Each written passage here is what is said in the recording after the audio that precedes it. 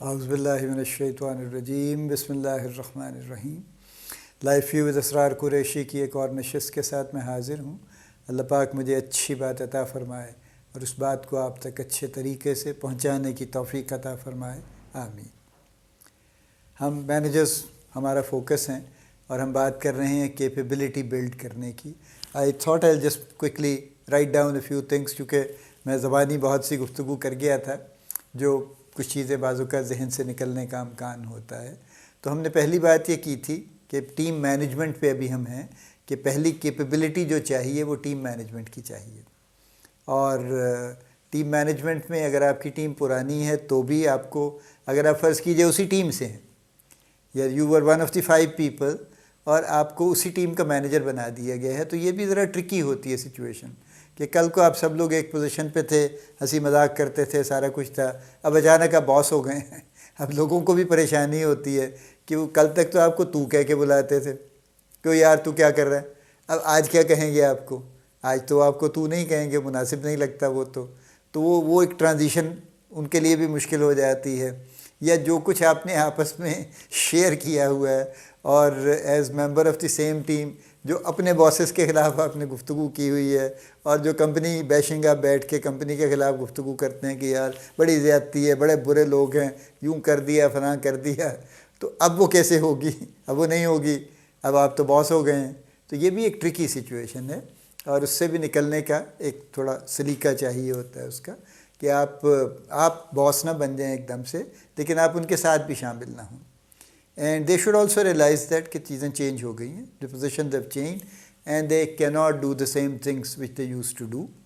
لیکن آپ کو بھی ایک دم سے آنکھیں ماتھے پہ رکھنا یہ مناسب نہیں ہے، and you need to tell them that yes we are still a same team, میری ذمہ داریاں بدل گئیں، تو ان ذمہ داریوں کی وجہ سے میرے کچھ معاملات آپ سے اب مختلف ہو جائیں گے، and I hope you understand that. اس کو پیار محبت سے بات کر لیجئے تاکہ کوئی ہارڈ فیلنگ نہ آئے ان کو کہ جی آپ تو بدل ہی گئے ہیں، جی آپ تو پتہ نہیں کیا ہو گئے ہیں، جی آپ تو افسر ہو گئے ہیں۔ جی ہمارے یہاں یہ گفتگو بہت چلتی ہے نا۔ Anyway, back to our topic, ہم پہ آپ بات کر رہے ہیں کیپیبلٹی بلڈ کرنے کی۔ تو ہم نے کہا ٹیم مینجمنٹ میں ٹیم کو انڈرسٹینڈ کرنا ضروری ہے، اور اس کے لیے آپ کو انٹرپرسنل سکلز چاہیے، آپ کو کمیونیکیشن سکلز چاہیے، اور یہ آپ کو مختلف جگہوں پہ چاہیے، بیسک سکلز ہیں یہ۔ آپ کو ایمپیتھی بھی چاہیے تاکہ آپ ان کے پوائنٹ آف ویو کو سمجھ سکیں، ٹھیک ہے۔ اب اسے آگے چلیے تو پھر آپ نے ان سے جو کمپنی کی پالیسیز ہیں، پروسیجرز ہیں، وہ امپلیمنٹ کروانے ہیں۔ یعنی اگر کوئی رپورٹنگ کا طریقہ کار ہے تو وہ آپ کو کروانا ہے رپورٹنگ کا طریقہ کار ان سے، اور آپ اس کے اوپر کوئی رعایت نہیں دے سکتے نا، چونکہ وہ ایک پالیسی ہے۔ اگر فرض کیجئے کسی کمپنی میں ڈیلی رپورٹ یا ویکلی رپورٹ بننی ہے تو وہ بنے گی، اس کو بننا چاہیے، یا کسی اور طریقے سے رپورٹنگ ہوتی ہے۔ کچھ کمپنیز فارماسیوٹیکل میں آج کل وہ کوڈ کے ذریعے کالز کا وہ کسی سافٹ ویئر پہ آ جاتا ہے، یہ مختلف جیسے آئیکون اور اس طرح کے لوگ، ایمریپ، یہ جو لوگ سافٹ ویئرز آفر کر رہے ہیں، اس میں کسٹمر کو ایک کوڈ الاٹ ہو جاتا ہے، اور جب اس کو وزٹ کرتے ہیں تو اس کوڈ کو وہ لکھ کے بھیج دیتے ہیں، ایک سرٹن نمبر پہ SMS کر دیتے ہیں، اور وہاں سے وہ خود بخود سسٹم میں اپڈیٹ ہو جاتا ہے۔ تو وہ جو بھی طریقہ کار ہے وہ امپلیمنٹ ہوگا۔ تو یہ آپ کو انشور کرنا ہے، اور اس کے لیے جو سکل آپ کو چاہیے بنیادی طور پہ وہ سمپلی آپ کو مانیٹرنگ کا سکل چاہیے۔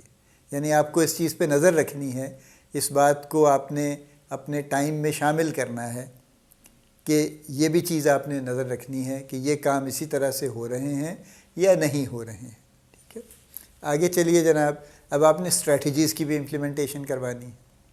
اب یہ ذرا پالیسی سے ذرا ڈیفرنٹ بات ہے، چونکہ پالیسی سے آپ صرف ایک سرٹن ڈسپلن قائم کرتے ہیں نا کہ جی یہ کام یوں ہوگا، آپ اس طرح سے یہ رپورٹ اس فارمیٹ پہ بنائیں گے۔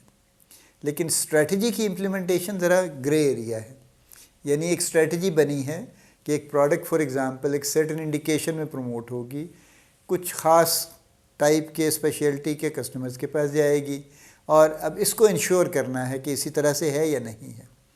تو آپ یہ تو انشور آن پیپر کر سکتے ہیں کہ پیپر پہ اس کسٹمر کا نام اس اسپیشلٹی کا لکھا گیا، اور آپ نے یہ بات کر لی دفتر میں بیٹھ کے یا جہاں بھی کہ جناب اس کو یہ پروڈکٹ اس انڈیکیشن میں بتائی جائے گی۔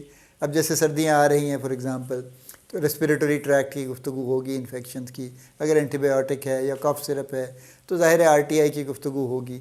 تو یہ تو بات آپ نے کر لی، لیکن یہ بات آگے جا کے کیسے ہوگی یا نہیں ہوگی، یا واقعی اسی طرح سے ان لوگوں پہ ہو جائے گی یا نہیں ہوگی، یہ اس کے لیے آپ کو ایک مانیٹرنگ کا پھر اسکل چاہیے.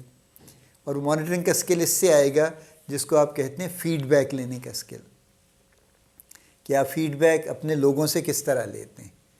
اگر تو آپ ان سے صرف نمبرز کی گفتگو کرتے ہیں، جو میں پہلے بھی بار بار کہتا ہوں کہ ہاں بھی آج سیلز کتنی ہوئی ہیں، تو پھر آپ کو کبھی پراپر فیڈ بیک نہیں ملے گا، بلکہ ملے گا ہی نہیں. وہ نمبرز تو آپ کہیں سے بھی دیکھ سکتے ہیں نا، وہ تو آپ ڈسٹریبیوٹر سے بھی لے سکتے ہیں. اس کے لیے ان سے گفتگو کی تو ضرورت نہیں ہے. آپ کو تو ان سے جو فیڈ بیک چاہیے وہ یہ چاہیے کہ اچھا جناب آج کتنی کالز ہو گئیں، کس کس کو ہو گئیں، کوئی کسی نے کوئی ایسی بات کہی ہے جس کو جو ہینڈل کرنے کی ضرورت ہے جو آپ سے نہیں ہوئی، یا کوئی ایسا سوال ہے جو آپ سمجھتے ہیں جس کا جواب چاہیے، یا اور کوئی ایسی آپ کو کمپیٹیٹو ایکٹیویٹی کوئی نظر آ گئی ہے، یا ڈاکٹر نے کوئی کامنٹ کر دیا ہے، کوئی اعتراض کر دیا ہے. یہ چیزیں جاننے کی ضرورت ہے. یہ فیڈ بیک ہے اصل میں. تو وہ فیڈ بیک جب آپ لیں گے تو آپ کو پتہ چل جائے گا کہ واقعی گفتگو ہوئی یا نہیں ہوئی.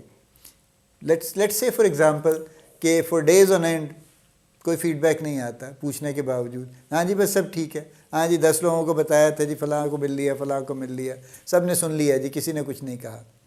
تو پھر there is something not very right کیونکہ اگر لوگ سنے جا رہے ہیں اور کچھ بھی نہیں کہہ رہے، ہاں نہ بھی نہیں کر رہے، تو اس کا مطلب یہ ہے کہ یا تو سنایا نہیں جا رہا ان کو، یا ٹھیک سنایا نہیں جا رہا ان کو، جس کی وجہ سے ان پہ وہ امپیکٹ نہیں ہے.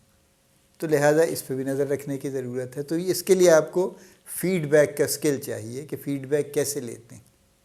اگر آپ نے اسٹریٹجی امپلیمنٹیشن انشور کرنی ہے تو اس کا ایک ہی طریقہ ہے کہ آپ فیڈ بیک کا میکانزم اپنا اس کو پالش کیجئے، اس اسکل کو اپنے بہتر کیجئے.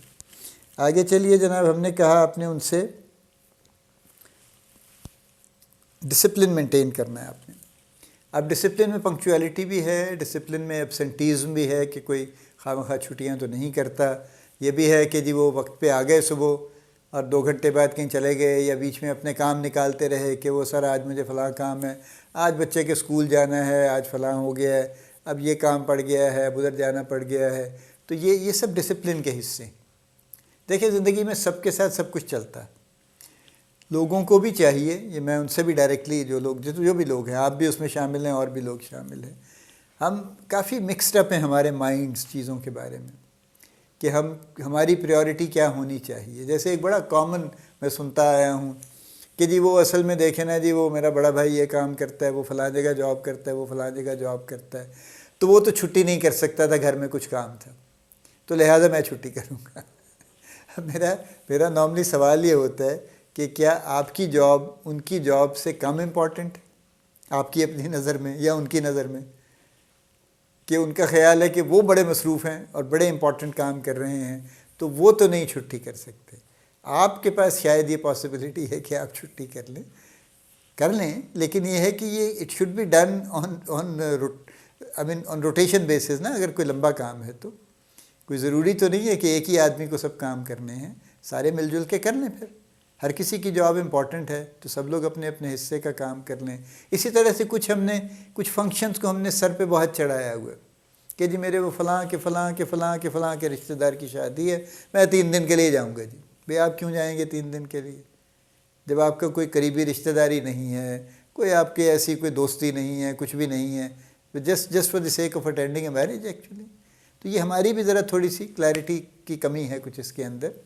تو اس پہ بھی یہ آپ کو ٹیم کو بائی اینڈ بائی اطمینان سے سمجھانا، ٹرین کرنے کی ضرورت ہے ان کو ان چیزوں کے اوپر. اور اس کے لیے آپ کو کمیونیکیشن کا اسکل چاہیے، ایمپیتھی کا اسکل چاہیے. اگر آپ زبردستی کریں گے تو پھر یہ کام نہیں ہوگا. But you need to make people understand کہ واٹ از واٹ، ان کی کیا ریلیونس ہے، ان کی کیا امپورٹنس ہے، ان کی جاب کی کیا امپورٹنس ہے، ڈسپلن کی کیا امپورٹنس ہے. اس کے لیے آپ کو وہ تینوں چیزیں پھر سے چاہیے. انٹرپرسنل ریلیشن بھی چاہیے، کمیونیکیشن بھی چاہیے، اور ود ان انٹرپرسنل ریلیشنز آپ کو ایمپیتھی کی کافی ضرورت ہے اس کے اندر. آگے ہم اس نشست کو میرا خیال میں یہیں روکتے ہیں، بات لمبی ہو رہی ہے. اگلے فیکٹرز کی اگلے نشست پہ بات کریں گے انشاءاللہ. اللہ پاک آپ کو بڑی کامیابیاں عطا فرمائے. اللہ پاک آپ کا حامی و ناصر ہو، ہم سب کا حامی و ناصر ہو. آمین۔